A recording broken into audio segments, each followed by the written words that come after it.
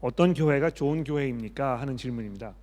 그래서 이 교회 문제에 대해서 이제 먼저 좀 다루도록 하겠는데요. 그거 이외에 추가 질문이 좀 있으시면 먼저 좀 말씀해 주시겠습니까? 아니 그러네. 아니 오늘날에 그리스도인들이 주일날 어떻게 옛날에 안식일 개념하고 연관해서 주일을 어떻게 안식일로 그렇게 예배하면서 쉬면서 그렇게 보내야 되는지 어떤 활동들을 하는 것이 좋은지 그런 것을. 알겠습니다. 신앙생활에서 안식일의 문제와 또 우리 성도들의 삶에 관한 질문이라고 제가 이해를 했고, 그 문제를 조금 다뤄보도록 그렇게 하겠습니다. 그러면 첫 번째 문제부터 시작을 하도록 할게요. 어떤 교회가 좋은 교회입니까? 하는 질문을 어떤 교우분이 저에게 주셨는데요. 굉장히 중요한 문제라고 생각을 합니다. 어떤 교회가 좋은 교회인가? 이 문제에 대한 답을 제가 생각해 보면서 좋다는 그 의미를 좀 생각을 해보았습니다. 그러니까 일반적으로 어떤 교회가 좋은 교회입니까? 라는 질문을 하셨을 때 그 질문하시는 분의 의도가 무엇인지를 조금 파악을 해볼 필요가 있지 않을까 생각을 하는데요.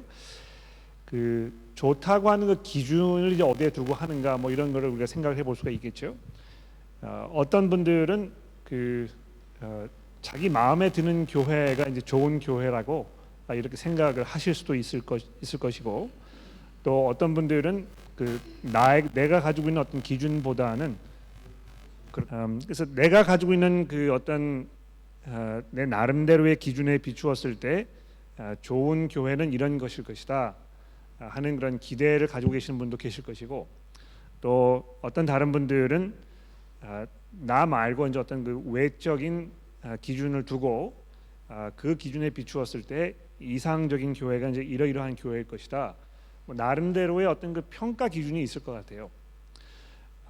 아마 그 자기가 가지고 있는 좋은 교회는 이럴 것이다 하는 어떤 그 기대감에 대해서 좀 성경과 맞는 것인지 뭐 이런 그 판단을 받기 원하는 그런 그 의도가 있으실지도 모르겠고, 정말 이 문제가 성경에서 이제 어떻게 이야기하는지 좀 판단해 보고 싶은 뭐 그런 그 의도도 있지 않을까 생각을 합니다. 근데 아마 가장 먼저 우리가 생각해야 될 이슈는 무엇이 교회를 교회로 만드는가 하는 그 가장 기본적인 문제부터 우리가 시작을 해야 되지 않을까 그렇게 생각을 합니다. 여러분, 교회를 교회로 만드는 것이 무엇인가? 예전에 제가 이제 목사 안수 받기 이전에 목회 훈련생으로 교회 건물이 아닌 어떤 그 학교 강당을 빌려서 이렇게 주일 모임을 우리가 가질 때 그 교회 그 모임을 이렇게 보셨던 어떤 분들이 이건 정식 교회가 아니다. 왜냐하면 뭐 이 안수 받은 목사가 목회하는 교회도 아니고 또 교회 건물이 있는 것도 아니고 일반적으로 사람들이 인식하고 있는 어떤 교회라는 생리적인 그 모습들을 전혀 갖추고 있지 않았기 때문에 교회라고 이제 이야기할 수 없다. 이제 이렇게 얘기하셨던 분들이 있었습니다. 그러니까 그런 분들의 의견은 이 교회라는 것을 어떤 굉장히 정해진 그 틀에 맞추어 가지고 거기에 이렇게 부합되어야 하는 그런 어떤 그 존재로 이렇게 생각이 되는 것 같아요. 그러니까 뭐 교단에 속해 있어야 한다든지 또 어떤 특정한 그 정치 체제를 갖추고 있어야 한다든지 뭐 이런 그 어떤 요소들을 얘기하는 것입니다. 근데 성경이 이 교회에 관해서 이야기할 때 중요한 것 두 가지가 있는 것 같아요. 하나는 그 사도행전에서 이제 이 말씀을 찾아볼 수 있겠는데, 제가 사도행전 20장에 있는 말씀을 조금 읽어드리겠습니다. 사도행전 20장 28절에 사도행전 20장 28절입니다. 사도 바울이 에베소 교회의 성도들을 다 이렇게 불러 모아다가 그들에게 이제 작별 인사를 하면서 이런 당부를 하고 있습니다. 여러분은 자기를 위하여 또는 온 양떼를 위하여 삼가라. 성령이 그들 가운데 여러분을 감독자로 삼고 하나님이 자기의 피로 사신 교회를 보살피게 하셨느니라. 내가 떠난 후에 사나운 이리가 여러분에게로 들어와서 그 양떼를 아끼지 아니하며 또한 여러분 중에 제자들을 끌어 자기를 따르게 하려고 어그러진 말을 하는 사람들이 일어날 줄을 내가 아노라. 그러므로 여러분들이 일깨어 내가 3년이나 밤낮으로 쉬지 않고 눈물로 각 사람을 훈계하던 것을 기억하라. 지금 내가 여러분을 주와 및 그 은혜의 말씀에 부탁하노니 그 말씀이 여러분을 능히 든든히 세우사 거룩하게 하심을 입은 모든 자 가운데 기업이 있게 하시리라. 그러니까 이 내용이 굉장히 중요한 내용인 것 같습니다. 왜냐하면 이 교회에 대해서 이야기하면서 하나님께서 그 피값을 주고 사신 것이다, 이제 이렇게 표현하고 있지 않습니까? 하나님이 자기의 그 피로, 여기 이제 그 자기의 피로 이렇게 되어 있는데, 아마 들어오십시오. 그 자기의 피라는 걸 얘기했을 때 아마 그 자기 아들의 그 피를 이야기하는 것 같아요. 그래서 그 아들의 피값을 주고 사신 이 교회에 대해서 이제 이야기하는 것이죠. 그러니까 이 교회를 교회로 만드는 것은 예수 그리스도와 아주 밀접한 관련이 있습니다. 그렇죠? 그러니까 이 교회의 일부가 되려면 예수 그리스도의 그 보혈의 능력과 그 연관이 있어야 한다는 것입니다. 그러니까 이 교회를 구성하는 그 구성원은요, 예수 안에 있는 예수의 그 보혈의 그 능력을 경험하고 그것이 그 사람의 삶 속에 있는 그 사람들의 모임, 이것이 교회에 있어서 가장 중요한 그런 포인트라는 것입니다. 그러니까 교회를 교회로 만드는 것은 무슨 어떤 그 교단이라든지 뭐 이 전통이라든지 뭐 어떤 그 외적인 이런 것들에 관련된 것이 아니고, 기본적으로 예수 그리스도의 그 보혈의 은혜 가운데 있는 그 사람들이 모여 있는 곳이면 그것을 교회라고 얘기할 수 있는 것입니다. 그렇죠? 그러니까 좋은 교회는 어떤 교회입니까? 이렇게 이런 질문을 했을 때 우리가 먼저 생각해야 될 것은 진정한 교회가 무엇인가, 무엇이 교회를 교회로 만드는가 하는 문제라고 생각을 하는데요. 교회를 교회로 만드는 데 있어서 가장 중요한 것은 예수 그리스도께서 그 사람을 위하여 목숨을 내어놓으셨다는 것을 고백하는 그 사람의 믿음, 그 믿음을 가지고 있는 사람들이 함께 모여 있는 그곳을 교회라고 이제 얘기할 수 있다는 것이죠. 그래서 첫 번째가 이제 그게 되겠고요. 두 번째로 잠시 후에 이 사도행전 20장의 말씀으로 다시 돌아오겠습니다만, 잠깐 이걸 접어두고 그 에베소서 2장으로 넘어가 보시면 사도 바울이 이 교회의 속성에 대해서 이야기하면서 이렇게 설명을 하고 있습니다. 에베소서 2장 18절입니다. 이는 그로 말미암아 우리 둘이 한 성령 안에서 아버지께 나아감을 얻게 하려 하심이라. 그러므로 이제부터 너희는 외인도 아니요 나그네도 아니요 오직 성도들과 동일한 시민이요 하나님의 권속이라. 너희는 사도들과 선지자들의 터 위에 세우심을 입은 자라. 그리스도 예수께서 친히 모퉁이 돌이 되셨느니라. 그 안에서 건물마다 서로 연결하여 주 안에서 성전이 되어가고 너희도 성령 안에서 하나님이 거하실 초소가 되기 위하여 그리스도 예수 안에서 함께 지어져 가느니라. 여기 이제 그 성전이라는 이런 표현이 있어가지고 우리가 약간 혼란스러울 수 있을지 모르겠습니다. 이 교회는 성전이 아닌데 왜 이 성전이라는 표현을 쓰고 있는 것일까, 이렇게 이제 질문을 하실 수 있겠는데요. 재밌는 것은 에베소서 2장에 보면 교회의 그 성도들을 이렇게 두고 이 성전이라고 얘기하고 있다는 것입니다. 그렇죠? 왜 교회의 성도들을 두고 성전이라고 이야기하고 있느냐면 하나님께서 거기 거하고 계시기 때문에. 그러니까 이 건물을 이야기하는 것이 아니고요. 하나님께서 이 건물에 살고 계시면 그 주중에 얼마나 외로우시겠어요. 혼자 여기 그냥 이렇게 갇혀 계셔야 되고 주일날 뭐 교회 사람들 성도들이 왔을 때만 마치 그 양로원에 계시는 부모님께서 자식들 찾아오면 기뻐하시는 것처럼 그렇게 생각을 할 수 있지 않습니까?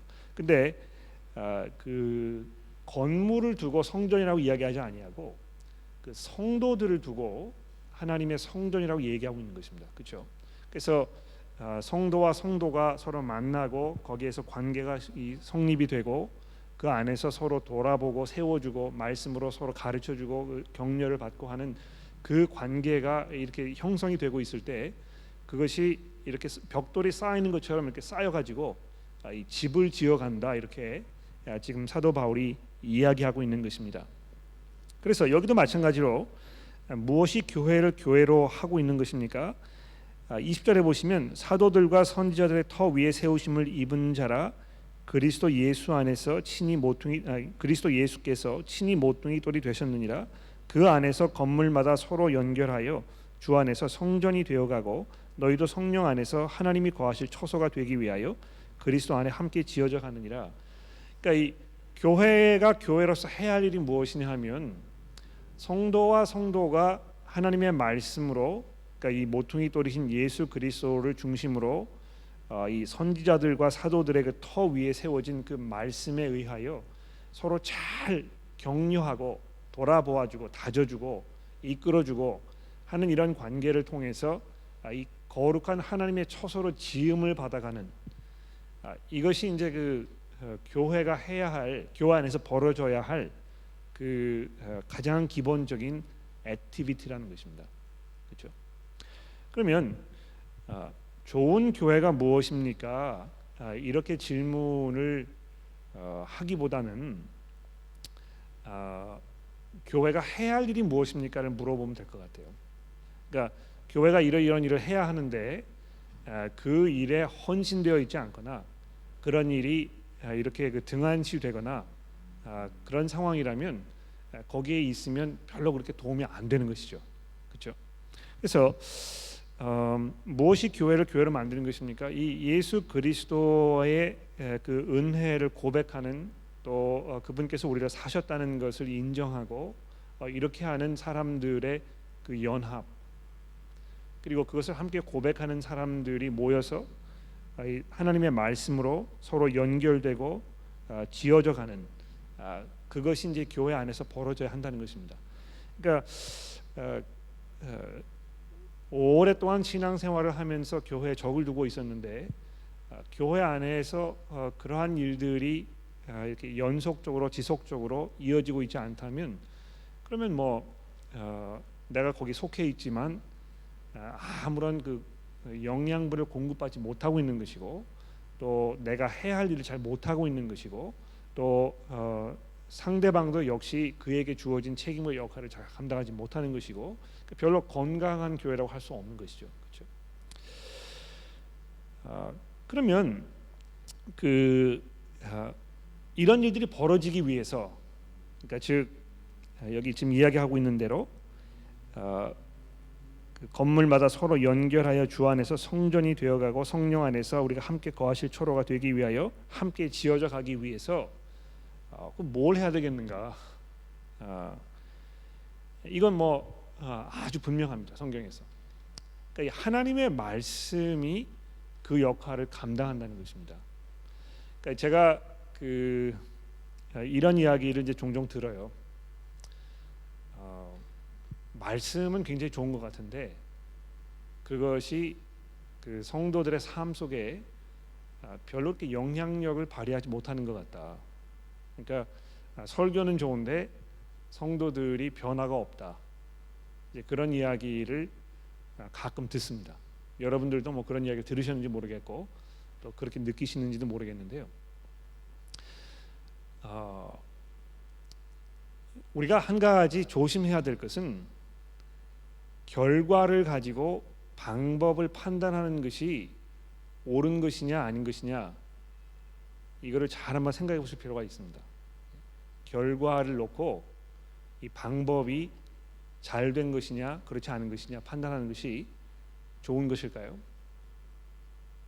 그러니까 굉장히 뭐라 그럴까 영어로 얘기하면 그 pragmatic하죠, 그렇죠? 그래서 결과가 방법을 정당화하는 그런 그 접근 방법이 어떤 면에서 굉장히 위험해요. 왜냐하면 수단과 방법을 가리지 않고 좋은 결과를 얻을 수 있으면 뭐든지 다 가능하다는 것입니다. 그런데 그거 별로 그렇게 성경적인 방법은 아닙니다. 왜냐하면 결과가 어땠든지 간에 하나님께서 원하시는 방법으로 우리가 그 고집스럽게 나아가는 것이 오히려 결과가 원하던 만큼 좋지 않았더라도 하나님의 눈에 굉장히 귀한 것이거든요. 그렇지 않습니까? 그러니까 그 저희가 뭐 수요일과 목요일과 금요일 날도 예레미야서를 이렇게 지금 강의하고 있는데 그 예레미야 선지자도 그랬고 모든 선지자들이 결과만 놓고 생각했다면 그들의 사역은 완전히 실패작이었을 것입니다. 그렇죠? 그러니까 아무도 그 선지자의 이야기를 들으려고 하지 않았거든요. 그러나 하나님께서 예레미야 선지자에게 너 가서 사람들에게 내가 지금 너에게 주는 것을 선포하라. 그러니까 결과가 어떨지 뻔하지만 하나님께서 그것을 그에게 이제 말씀하고 계시는 것입니다. 그렇죠? 또 여러분 그 에스겔서 선지자를 보십시오. 하나님께서 에스겔 선지자에게 뭐라고 얘기했냐면 가서 사람들이 너 말을 듣든지 듣지 않든지 너는 가서 그 말씀을 증거하라. 그러니까 이 에스겔 선지자가요 얼마나 그 머리가 터졌겠어요. 이거 가서 말씀을 전하라고 하니까 하기는 해야 되겠는데 그 결과가 보장되어 있지 않은 것입니다. 아무도 뭐 너의 말을 듣지 않을 것 뻔하지만 너 가서 이렇게 얘기해라. 근데 그것이 선지자들의 경우뿐만이 아니고 예수 그리스도께서도 그러셨거든요. 그렇죠? 그러니까 이 예수님께서 이 땅에 3년 동안 사역을 하셨는데 결과만 놓고 보면 완전히 실패작이었죠. 십자가에 달려 돌아가셨고 달려 돌아가셨을 때 예수님의 가장 그 신뢰하였던 제자들도 다 도망가 버리고 예수님 뭐 부인하고 그러니까 남은 게 없었던 것이에요. 그렇죠? 그러나 그 대반전이 이제 일어나지 않은 것입니까? 그래서 이 결과만 놓고 방법을 판단하는 것은 별로 그렇게 좋은 방법이 아닌데요. 제가 이제 왜 이 말씀을 드리느냐 하면 설교를 우리가 이 하나님의 말씀을 이렇게 공부하고 연구하고 거기에 집중하는 것이 별로 그렇게 효과를 못 본다. 이렇게 생각을 하셨을 때 마치 결과를 놓고 방법을 판단하는 그런 실수를 범할 수 있다는 것입니다. 그렇죠? 어떤 면에서 우리가 이제 마음속에 좀 위안을 받고 마음의 평안을 누릴 수 있는 것은 이 성장을 주시는 분이 이제 하나님이시라는 걸 우리가 인정하고 그 기도로 하나님 앞에 나아가는 게 굉장히 중요한 것입니다. 그래서 그 하나님의 말씀을 이렇게 전했지만 또 성도들이 뭐 말씀을 이렇게 공부하고 읽고 이것을 서로 얘기하고 거기에서 많은 시간과 노력을 거기 투자하는 이런 과정들을 보고 이거 좀 뭐 다른 뭐가 더 필요하지 않겠느냐. 우리가 원하는 것만큼의 결과가 나타나지 않으니까 이게 이 비효과적이거나 또는 잘못된 방법이 아니겠느냐. 이렇게 생각하지 말아야 한다는 것입니다. 그래서 이 하나님의 말씀과 성도들의 삶, 특히 이 교회의 모습에 대해서 성경이 굉장히 여러 가지 중요한 일들을 하고 있는데요. 제가 몇 가지만 말씀을 드려볼게요. 야고보서를 보십시오. 야고보서 1장 18절에 보시면 이 하나님의 말씀에 대하여 야고보 사도가 이렇게 얘기합니다. 야고보서 1장 18절 그가 피조물 중에 우리로 한 첫 열매가 되게 하시려고 자기의 뜻에 따라 진리의 말씀으로 우리를 낳으셨느니라. 그러니까 여러분과 제가 이 거듭난 생명을 누리게 된 그 근거가 무엇이냐 하면 하나님의 말씀으로 하는 것입니다. 그렇죠? 그러니까 우리가 이 복음을 듣고 성령께서 그 들은 복음을 통하여 우리의 마음속에 일하셔서 우리가 하나님을 이해하게 되고 또 이 그 복음 안에 우리가 새로운 삶을 살게 되는 이런 은혜를 이제 누리게 되었다고 이 말씀하고 있는 것이죠. 또 에베소 4장에 보시면 하나님께서 교회를 이렇게 세워 가시는 그 방법으로 이 말씀의 사역에 대해서 이야기하는 거 우리가 볼 수 있습니다. 또 사도행전 아까 우리가 살펴보았는데요. 사도 바울이 에베소 교회 장로들에게 내가 여러분들을 하나님의 말씀에 의탁한다, 이렇게 이야기하고 있는 것이죠. 또 우리가 뭐 잘 알고 있는 그 디모데후서 3장에도 보면 하나님의 말씀의 그 충분성, 그렇죠? 하나님의 말씀은 이 하나님의 사람을 의로 교육하기에 이 충분한 그런 그 말씀으로 우리에게 이렇게 설명하고 있는 것을 우리가 볼 수 있습니다. 그래서 교회에서 해야 할 그 중요한 일은 성도들이 이 예수 그리스도의 주 되심을 고백하고 또 그 안에서 서로 세워주고 이 성전으로 지어가는 이 자라가는 그런 그 일이 벌어져야 하는데 그것을 가능케 하는 것이 무엇이냐 하면 하나님의 말씀이라는 것입니다.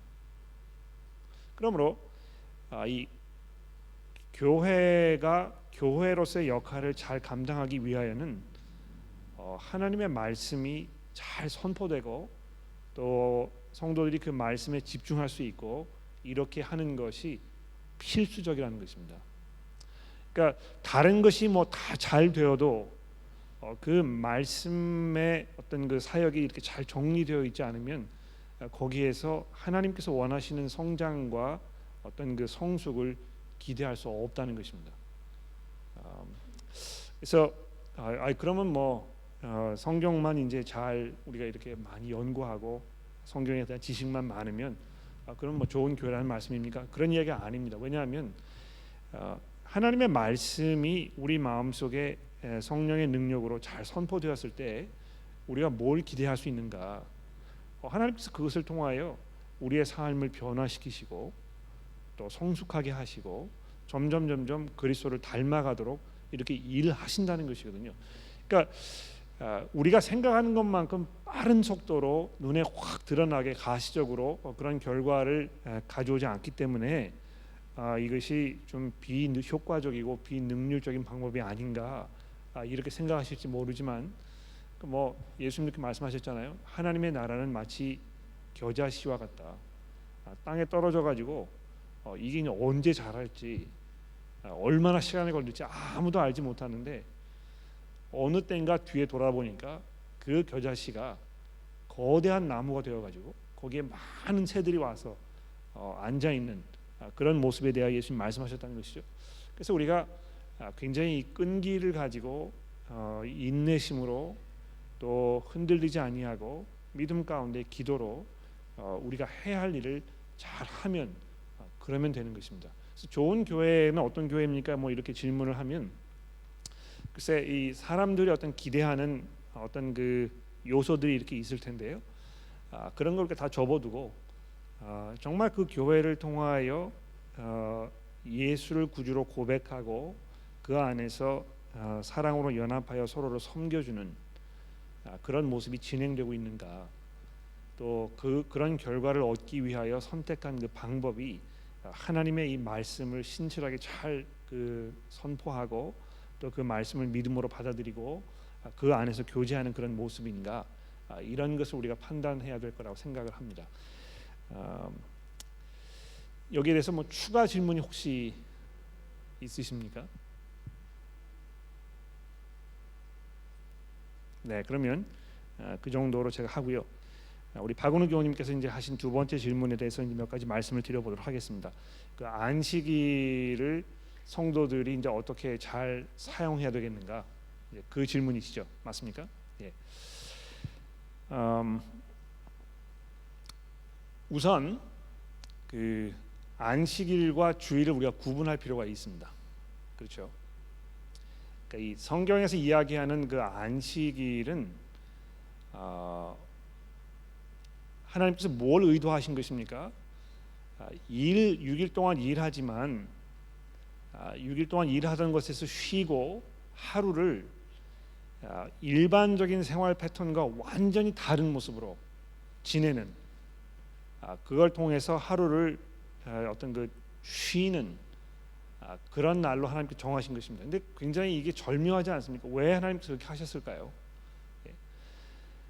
우리 인간의 삶이 이 세상에서 그냥 뭐 이 먹고 마시고 열심히 일하고 거기에 있지 않다는 것입니다. 그렇죠? 6일 동안 일하지만 그 생활 패턴을 끊어야 하는 그 이유는 영원한 하나님의 나라가 있기 때문에. 그렇죠? 그래서 이 땅에서의 우리의 삶이 전부가 아니라는 것을 우리가 기억하고 하나님의 나라를 소망하는, 기다리는 이런 삶을 우리에게 가르쳐 주시기 위하여 안식일에 쉬도록 이렇게 하신 것입니다.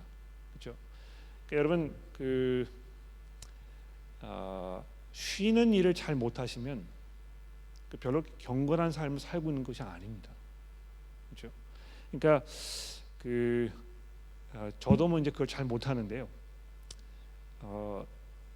24시간이라는 그 끊어지지 않은 24시간을 쉬는 일을 우리가 좀 잘 해야 될 것 같습니다. 그러니까 생활이 너무 바쁘거나 또 어떤 그 경제적인 어떤 긴박한 상황이나 이런 것 때문에 그 열심히 일하는 것, 이것을 이제 그 삶의 미덕으로 생각하는 그런 그 풍조가 이제 우리가 이제 만연해 있지 않습니까? 근면 이것이 이제 굉장히 좋은 것으로 우리가 생각을 해서 쉬지 않고 뭐 가족을 위하여 희생하고 헌신하는 일을 어떤 그 덕목으로 우리가 생각하는 이런 시대에 우리가 살고 있습니다. 그러나 하나님께서 그런 방법으로 살지 않도록 우리에게 이미 경고하신 것입니다. 그렇게 하지 말고 쉬어라. 그러니까 그 사람만 그렇게 하신 것이 아니고 땅도 그냥 뭐 매 돌리지 말고 좀 하다가 땅도 좀 쉬게 하고 이렇게 하신 것이거든요. 또 희년이라는 게 있었지 않습니까? 그렇죠? 매 50년마다 그 지금까지 되어왔던 것을 다 뒤집어 엎어가지고 다시 시작하는. 왜 그런 것입니까? 지금까지 살면서 쌓아온 이 모든 것들이 우리의 희망과 소망을 다 걸어야 할 어떤 그런 목표가 아니라는 것을 하나님께서 가르쳐 주시기 위하여 스톱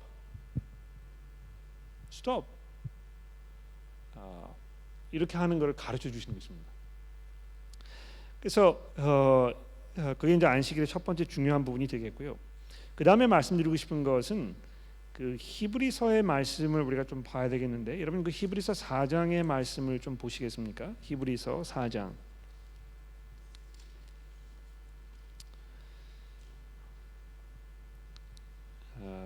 제가 그 3장 12절 말씀부터 조금 읽어볼게요. 히브리서 3장 12절입니다. 형제들아, 너희는 삼가 혹 너희 중에 누가 믿지 아니하는 악한 마음을 품고 살아계신 하나님에게서 떨어질까 조심할 것이요, 오직 오늘이라 일컫는 동안에 매일 피차 권면하여 너희 중에 누구든지 죄의 유혹으로 완고하게 되지 않도록 하라. 우리가 시작할 때에 확신한 것을 끝까지 견고히 잡고 있으면 그리스도와 함께 참여한 자가 되리라. 성경에 일렀으되 오늘 너희가 그의 음성을 듣거든 경노하게 하시던 같이 너의 마음을 완고하게 하지 말라 하였으니, 듣고 경노하시던 자가 누구냐? 모세를 따라 애굽에서 나온 모든 사람들이 아니냐? 또 하나님이 40년 동안 누구에게 노하셨느냐? 그들의 시체가 광야에 엎드려진 범죄한 자들에게가 아니냐? 또 하나님이 누구에게 맹세하셨느냐? 맹세하사 그의 안식에 들어오지 못하리라 하셨느냐? 곧 순종하지 아니하던 자들에게가 아니냐? 이로 보건대 그들이 믿지 아니함으로 능히 들어가지 못한 것이라. 자, 이렇게 해가지고 이스라엘 백성들이 광야에서 40년 동안 살던 그 삶의 모습에 대하여 지금 하나님께서 말씀하고 계십니다. 근데 이 광야 40년 동안의 삶의 그 궁극적인 목적, 그들의 그 종착지가 어디였습니까? 가나안 땅이었잖아요. 근데 그 가나안 땅을 들어가는 것을 안식에 들어가는 것이라고 하나님께서 이렇게 말씀하고 있습니다. 그렇죠? 그러니까 거기에 들어가면 이제 쉴 수 있는 것입니다. 그러니까 이 광야에서 40년 동안 배회하면서 사는 것은요, 이 약속의 땅에 들어가기 위한 어떤 그 준비 과정이라는 것입니다.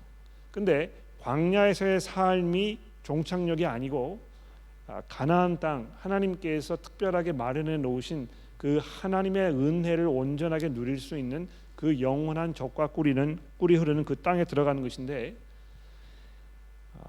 거기에 들어가기 위하여 지금 삼가 조심하라 이렇게 말씀하고 있지 않습니까? 그래서 4장으로 넘어가 보시게 되면 이제 이렇게 얘기합니다.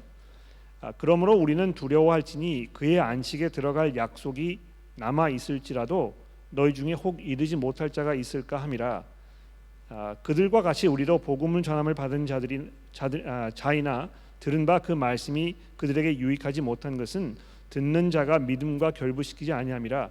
이미 믿은 우리들은 저 안식에 들어가는도다. 그 말씀하신 바와 같으니 내가 노하여 맹세한 바와 같이 그들이 내 안식에 들어오지 못하리라 하였으나 세상을 창조할 때부터 그 일이 이루어졌느니라. 제7일의 과에는 어딘가 이렇게 일렀을 때 하나님이 제7일에 그의 그 모든 일을 쉬셨다 하였으며 또다시 거기에서 그들에게 내 안식에 들어오지 못하리라 하였으니, 그러면 거기에 들어갈 자들이 남아 있거니와 복음 전함을 먼저 받은 자들은 순종하지 아니함으로 말미암아 들어가지 못하였으므로 오랜 후에 다윗이 그래 다시 어느 날을 정하여 오늘이라고 미리 이같이 일렀으되 오늘 너희가 그의 음성을 듣거든 너의 마음을 완고하게 하지 말라 하였나니, 만일 여호수아가 그들에게 안식을 주었더라면 그 후에 다른 날을 말씀하지 아니하였으리라.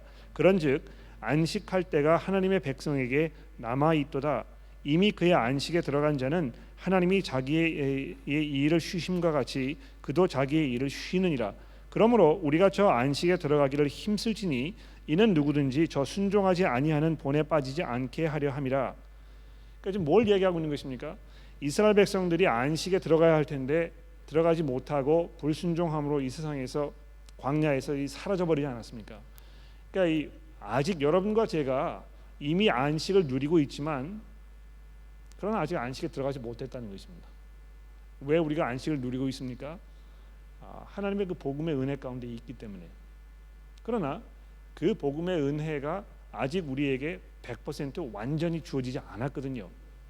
우리가 이 천국에 들어가야 할 그 안식이 아직 남아 있는 것입니다. 그러므로 이제 우리 박은우 교수님께서 하신 그 질문, 우리가 안식일을 성도로서 이제 어떻게 사용해야 되겠습니까?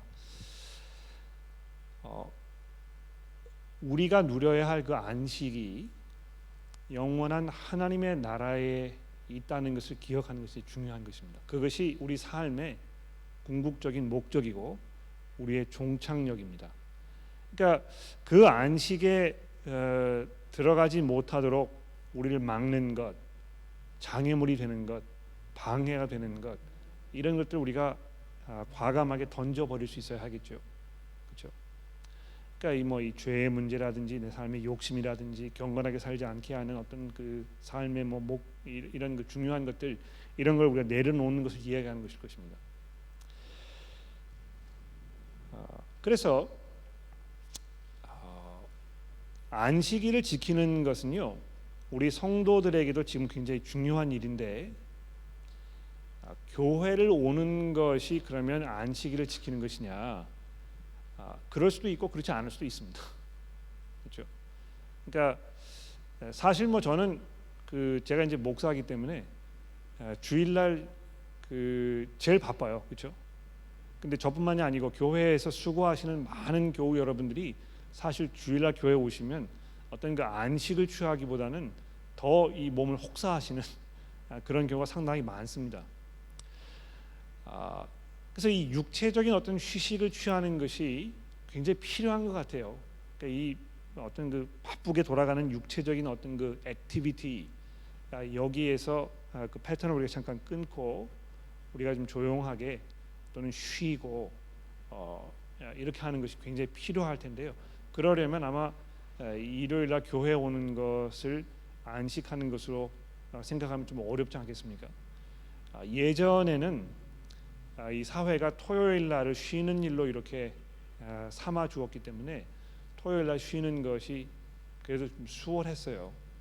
그러나 요즘 그 자본주의 사회에서 너무 이 경제 문제가 굉장히 중요하게 부각이 되기 때문에 토요일 날 쉬는 것이 이제 거의 불가능하게 되는 뭐 이런 상황으로 점점 가고 있는데요. 그것이 장기적으로 우리 성도들에게 이제 어떤 영향을 미칠지에 대해서 우리가 좀 생각해봐야 될 것 같습니다. 야, 이렇게 되면은 일주일 동안 열심히 일하고 토요일 날 쉬지 못하고 주일날 또 교회 와가지고 교회에서 많은 시간을 물론 뭐 말씀을 듣고 교제하는 통해서 기쁨과 감사가 있는 게 분명합니다만 일단 육체적으로 쉬지를 못하니까 이게 분명히 어떤 우리가 원치 않았던 부정적인 그 결과가 초래되지 않을까 하는 그런 염려가 좀 있기는 있습니다.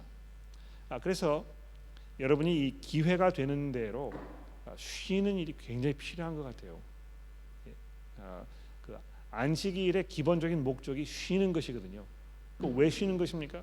내가 쉬어도 세상이 돌아가고 내가 쉬어도 하나님께서 나를 돌아보고 계시고 이 믿음의 표현입니다. 그것은 그렇죠.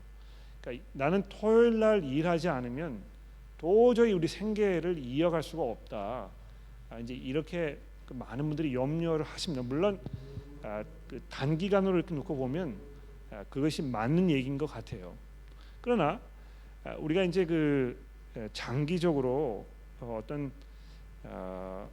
뭐 이 삶의 규모라든지 이런 거를 우리가 미리 계산을 해가지고 어느 시점에선가는 우리가 이 하루를 쉴 수 있는 그런 상황으로 갈 수 있도록 차근차근 점진적으로 오랜 시간을 두고 이 삶을 좀 조정한다든지 방향을 좀 바꾼다든지 이런 시도가 우리 가운데 분명히 필요하지 않을까 이렇게 생각을 합니다.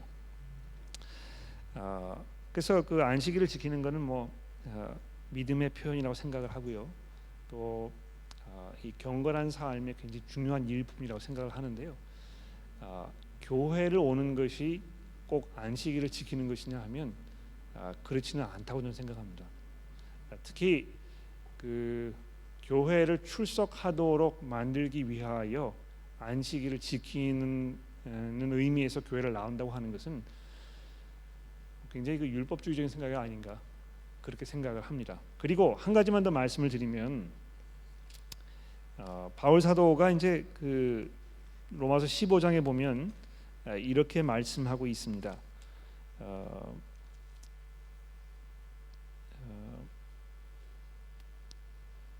14장입니다. 죄송합니다. 로마서 14장인데요. 1절부터 제가 읽어보도록 하겠습니다. 믿음이 연약한 자를 너희가 받되 그의 의견을 비판하지 말라. 어떤 사람은 모든 것을 먹을 만한 믿음이 있고 믿음이 연약한 자는 채소만 먹느니라. 먹는 자는 먹지 않는 자를 업신여기지 말고 먹지 않는 자는 먹는 자를 비판하지 말라. 이는 하나님이 그를 받으셨음이니라. 남의 하인을 비판하는 것이 하는 너는 누구냐? 그가 서 있는 것이나 넘어지는 것이 자기 주인에게 있음에 그가 세움을 받으리니 이는 그를 세우시는 권능이 주께 있음이니라. 그 다음에 보십시오. 5절입니다. 어떤 사람은 이 날을 저 날보다 낫게 여기고 어떤 사람은 모든 날을 같게 여기나니 각각 자기 마음에 확정할지니라. 나를 중히 여기는 자도 주를 위하여 중히 여기고 먹는 자도 주를 위하여 먹으니 이는 하나님께 감사하며 먹지 않는 자도 주를 위하여 먹지 아니하며 하나님께 감사하느니라. 그러니까 이 사도 바울이 굉장히 자유분방한 그런 생각을 가지고 있는 게 분명해요. 그러니까 굉장히 의외거든요. 어떤 사람은 일주일 중에 특정한 한 날을 굉장히 중요하게 생각하고 또 어떤 사람들은 모든 날을 다 똑같이 생각한다. 그러나 한 날을 중요하게 생각하는 사람도 주를 위해 그렇게 하는 것이고 모든 날이 다 똑같다고 이야기하는 사람도 주를 위해 그렇게 하는 것이다. 그러므로 그 문제를 가지고 서로 판단하지 말라는 것입니다. 그러니까 주일날은 안식일이기 때문에 이 날을 특별히 거룩하게 지키셔야 합니다. 그러시기 위해서 여러분이 하셔야 할 일은 꼭 교회를 오시는 것입니다. 근데 교회를 오지 않기 때문에 여러분의 신앙에 문제가 있는 것이라고 생각합니다. 이렇게 해가지고 이 논리를 비약시키는 것은 사도 바울이 봤을 때 지금 왜 이렇게 할까? 그런 안타까운 마음을 불러일으키는 그런 일이 아닌가 생각합니다. 제 개인적으로는요. 여기 사도 바울이 이야기하는 대로 모든 날이 다 똑같다고 생각합니다. 또 어떤 특정한 날이 어떤 한 날이 다른 날보다 더 의미가 있다고 생각하시면 뭐 그렇게 하시면 되는 거예요. 그러나 그렇게 하지 않는 사람을 보고 그 사람의 신앙이 뭐 부족하게 보인다거나 그 사람을 판단하지는 말라는 것입니다. 왜냐하면 모든 날을 똑같이 여기는 그럴 권리가 그 사람에게 있기 때문에. 그 정도로만 말씀드리겠습니다. 추가 질문이 있으십니까? 질문이 안 드셨을지 모르겠는데요. 그 여러 교회를 이렇게 놓고 비교해 가지고 이 교회가 저 교회보다 더 예수 중심적인 교회인지 아닌지 어떻게 판단할 수 있겠느냐, 그런 질문을 하셨습니다. 이 교회가 저 교회보다 더 예수 중심적인 교회인가 아닌가는 판단하기 굉장히 어려운 것 같아요. 그렇죠? 아주 분명한 것은 예수께서 그 교회의 중심이 아닌 교회는 아주 분명히 드러납니다. 그렇죠? 뭐 이 그 거짓 복음을 가르치고 있다거나 또 이 죄의 문제에 대해서 뭐 그렇게 중요하게 생각하지 않고 굉장히 뭐 사람들 다 이렇게 자유분방하게 살도록 방임한다거나 뭐 이런 경우에는 분명히 드러나겠죠. 그러나 복음을 고백하고 또 그 안에서 나름대로 그리스도의 제자로서의 삶을 살려고 노력하는 일반적인 많은 교회들의 모습을 놓고 보면 이 교회가 저 교회보다 특히 더 그렇다 이렇게 이야기하기는 굉장히 어려운 것 같아요. 그래서 제가 특히 이제 한국으로 돌아가는 어떤 그 교회 교우분들이 계시면 그 교우분들이 가끔 저에게 한국 가면 이제 어떤 교회를 다녀야 되겠습니까? 이렇게 물어보시는데요. 제가 그분들에게 뭐라고 이야기하냐면 거짓된 복음을 가르치는 교회가 아니면 어느 교회든지 정착해서 하나님의 말씀에 내 자신을 맡기고 그 교회에 있는 성도들을 잘 섬기는 그 사역을 하는 것이 굉장히 중요하지 않을까 생각한다. 그렇게 말씀드립니다. 물론 하나님의 말씀을 중요하게 생각한다고 말은 하지만 실제 사역에서 그렇지 않은 그런 그 경우를 우리가 가끔 보게 되거든요. 그러니까 일단 우리가 그러지 말아야 되겠죠. 그리고 그런 일이 이렇게 보여지면 일단 내가 거기에서 할 수 있는 일이 무엇일까? 그럼 뭐 그 교회에 있는 성도들을 내가 하나님의 백성으로 사랑하고 품어주고 섬기기 위하여 내가 할 수 있는 일이 무엇일까? 거기 헌신하는 일이 중요한 것 같아요. 그렇죠? 그래서 섬기고 또 내가 알고 있는 하나님의 말씀을 그 교회 분들과 함께 나누고 또 거기에서 열매가 있도록 하나님께 기도하고 이렇게 하는 것이죠. 근데 뭐 저도 이제 그런 일을 당하신 분들 이야기를 제가 들었습니다만 그렇게 하다 보니까 교회에서 목사님이 왜 그렇게 하시냐고 그걸 뭐 막았다는 경우를 제가 들어본 적도 있어요. 그때는 이제 뭐 교회를 떠나셔야 되겠죠. 그러나 그런 게 아니면 일반적으로 그 교회에서 내가 그분들을 섬기기 위하여 말씀으로 내가 할 수 있는 일이 무엇일까 이런 거를 깊이 생각해보고 기도로 내 스스로 헌신하는 일이 더 중요하지 않을까 그렇게 생각합니다. 기도하고 마치도록 하겠습니다. 하나님 아버지, 우리가 잠시 교회에 대하여 생각해 보았습니다. 저희를 구원하여 주셨을 때 그저 혼자 개인 생활을 하도록 내버려 두지 아니하시고 교회라는 공동체로 불러주시니 감사합니다. 그 안에서 우리가 예수를 주로 고백하는 다른 성도 여러분들과 서로 섬기며 섬김을 받는 그런 사역의 관계 속에서 하나님의 성전으로 지어가게 하셨으니 주여 저희를 도와주셔서 저희가 서로를 정말 사랑으로 말씀 안에 권면하는 그 사역을 잘 감당할 수 있도록 저희를 도와주시고 그것을 통하여 우리가 점점 예수 그리스도의 모습으로 자라갈 수 있도록 저희를 도와주시기를 간절히 기도합니다. 하나님, 저희가 부족한 점들이 많고 우리가 변화되어야 할 이런 일들이 우리 가운데 정말 많이 있습니다.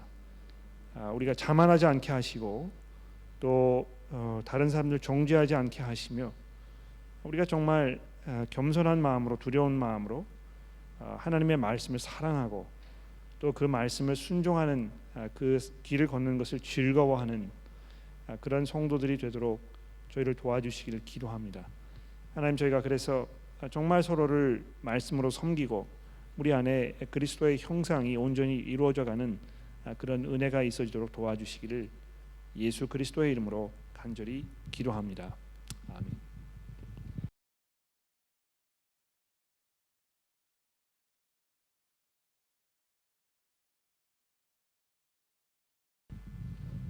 고맙습니다, 여러분.